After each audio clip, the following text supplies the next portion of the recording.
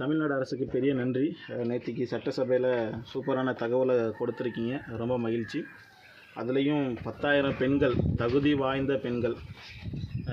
பெண்கள் அப்படின்னாவே தகுதி வாய்ந்த நபர்கள் தான், மாற்று கருத்தே கிடையாது. ஏன்னா இன்றைக்கி கிராமத்தில் இருக்கக்கூடிய ஒரு குடும்பத்தில் ஆணை நம்பி கடன் கொடுக்க மாட்டான், ஆனால் பொண்ணை நம்பி தான் கடன் கொடுப்பான். அப்போது பெண்கள்னாவே தகுதி வாய்ந்த நபர்கள் தான், மாற்று கருத்தே கிடையாது. இருந்தாலும் தகுதி வாய்ந்த பெண்களுக்கு மட்டும் கறவை மாடு கொடுக்கறதா சொல்லி அதுக்கான நிதி ஒதுக்கியிருக்கீங்க.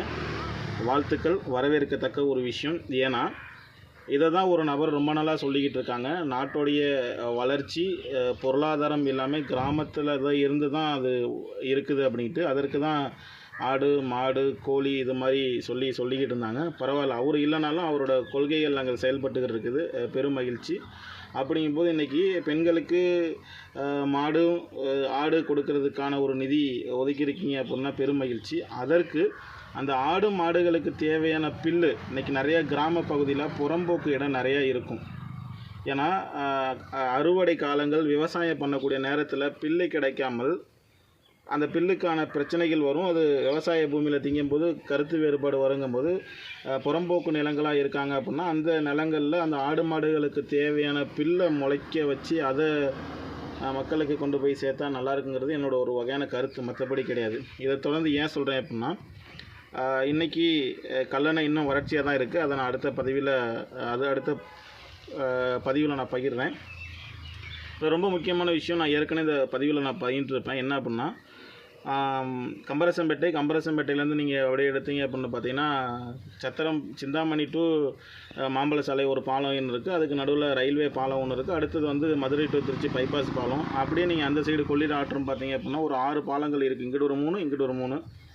அப்போ அந்த இடத்துல ஒரு சின்ன ஒரு 5 அடிக்கு 6 அடிக்கான தடுப்பணை கட்டியிருந்தோம் அப்படின்னு பார்த்தீங்கன்னா, கண்டிப்பாக அந்த சரௌண்டிங்கில் இருக்கக்கூடிய நபர்களுக்கு நிலத்தடி நீரை ஃபார்ம் பண்ணுறதுக்கான வாய்ப்பு நிறைய இருக்குது.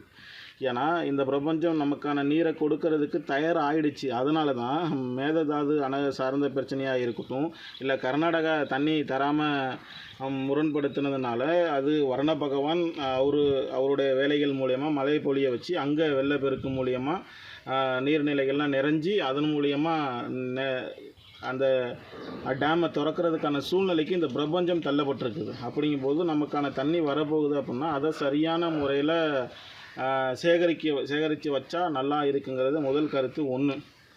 அதே மாதிரி ஆடு மாடுகளுக்கு பில்லுக்கு வந்து இந்த மாதிரியான நிறையா புறம்போக்கு இடங்களில் இருக்கும்போது அதில் அந்த மாட்டுக்கு தேவையான தட்டைகள் கோ4 கோ3 இந்த மாதிரியான பயிர் இருக்குது. அதை நம்ம முளைக்க வச்சு அதன் மூலயமா கொடுக்கலாம். இதெல்லாம் கொடுத்தா கொஞ்சம் நல்லா இருக்குங்கிறத பதிவு பண்ணுறதுல கடமைப்பட்டிருக்கேன். அது தகுதி வாய்ந்த பெண்கள் அப்படின்னா இந்த தமிழ்நாட்டில் பிறந்த ஒவ்வொரு பெண்மணிகளும் தகுதி வாய்ந்த நபர்கள் தான், அதில் மாற்று கருத்து கிடையாது. காலப்போக்கில் நீ தகுதியான நபர், நீ தகுதியற்ற நபர்னு தீர்மானம் செய்கிறதே மேலே உள்ள அதிகாரிகள் தான், அதில் மாற்று கருத்து கிடையாது. அதனால் இது என்னோடய அன்பு வேண்டுகோள், எல்லாமே தகுதியான நபர்கள் தான் அப்படிங்கிறத பதிவு பண்ணுறதுல கடமைப்பட்டிருக்கேன். நன்றி, வணக்கம்.